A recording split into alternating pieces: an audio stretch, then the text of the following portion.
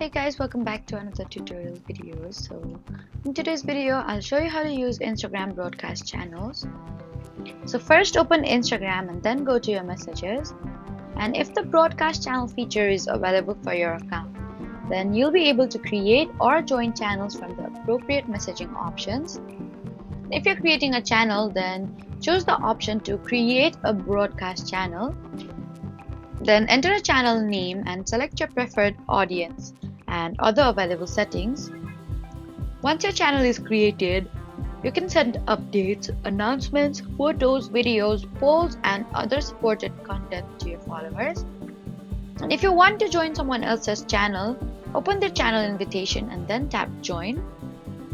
Then you'll receive updates from that channel in Instagram. So that was it for this video. Please do not forget to like, comment, and subscribe for more helpful tutorials. Thank you for watching.